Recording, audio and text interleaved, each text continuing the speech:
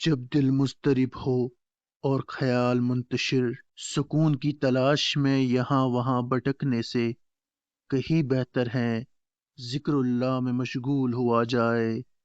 اسی لیے جن ہستیوں نے اپنی ساری زندگی ذکر اللہ میں گزار دی، ان درباروں پہ حاضری بھی سکون عطا کرتی ہیں، بلکہ سکون ہی نہیں، فیض و برکات سے بھی مالا مال کرتے ہیں۔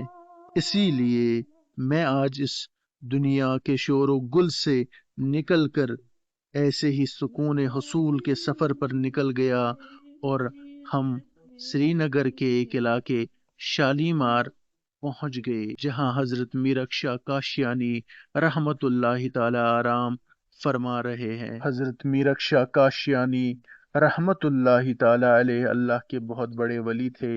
آپ یتیم تھے اور آپ کی پرورش برادران نے کی۔ 10 سال کی عمر سے ہی پتہ چلا آپ اللہ کے ذکر میں ہر وقت مشغول رہتے تھے۔ نہال پورہ میں حضرت محی الدین خان صاحب رحمت اللہ تعالی علیہ تھے، وہ آپ کے ابتدائی پیر تھے جو سلسلہ عالیہ نقشبندیہ سے تعلق رکھتے تھے۔ اس کے بعد آپ کے برادران نے ایک خواب دیکھا۔ خواب میں یہ دیکھتے ہیں کہ آپ میرکشا کاشیانی رحمت اللہ تعالی علیہ وصال فرما چکے ہیں، اور خواب میں یہ دیکھتے ہیں کہ آپ جب آپ کا وصال ہو چکا ہے اور آپ کو سفید کفن میں باندھا دیا جاتا ہے، اور ایک آواز آتی ہے کہ کوئی اس کو غسل نہ دے، کوئی اس کو غسل نہ دے، اس کو غوث الاعظم رضی اللہ تعالیٰ عنہ خود غسل دیں گے۔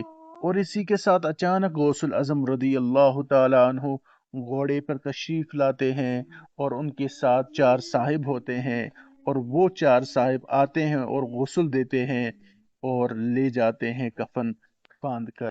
اسی بیچ لال صاحب رحمت اللہ تعالی علیہ وہاں تشریف لاتے ہیں۔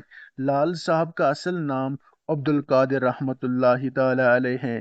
ان کے پیر سید فیض الشاہ غردی لاہوری رحمت اللہ تعالی علیہ ہیں۔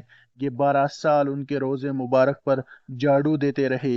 12 سال کے بعد ان کو وہاں سے کشمیر واپس آنے کا حکم ہوا، اور ان کو وہاں سے خلافت ملی اور کشمیر بھیجا گیا۔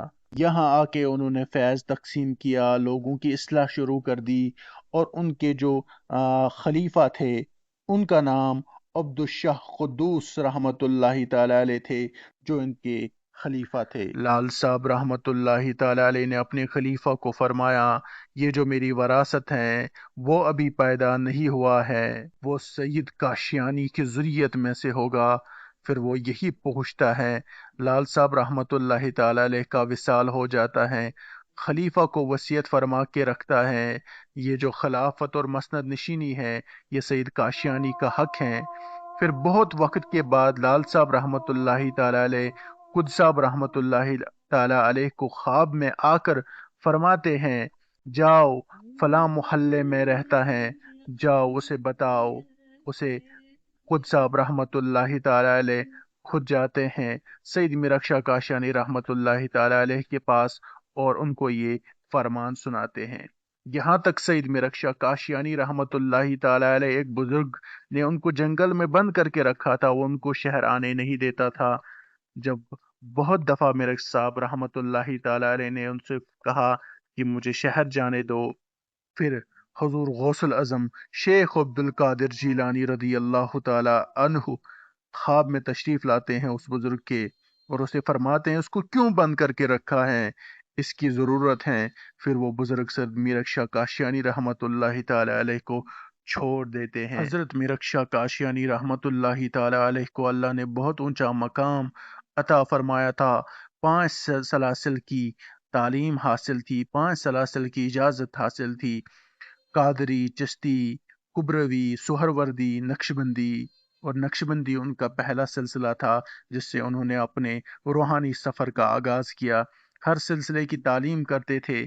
قادری سلسلے میں پوچھا گیا تو فرماتے تھے قادری سلسلے کے 20 مقام ہیں، 5 زبانی، 5 قلبی، 5 ذاتی، 5 صراطی، یعنی کہ روحانیت کی ایک انقلاب ان کے سینے پاک میں تھا۔ ذکروں کے بارے میں بات چھیڑتے تھے تو کہتے تھے ذکروں میں ذکر ہادی ہیں، ذکر جارو ہیں، ذکر منصور ہیں، اس طرح سے کہتے چلے جاتے تھے۔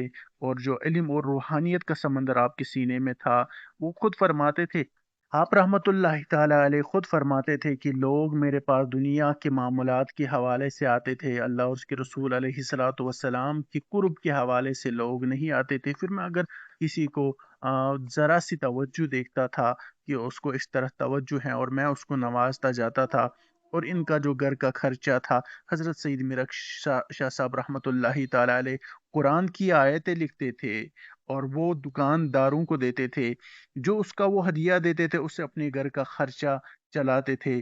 لال صاحب رحمت اللہ تعالی علیہ یہاں تک فرما چکے ہیں مرک صاحب کے بارے میں کہ مرک صاحب کو کسی کے پیچھے چلنے کی ضرورت نہیں ہے، سب کو حضرت مرک شاہ کاشیانی رحمت اللہ تعالی علیہ کے پیچھے چلنا ہوگا۔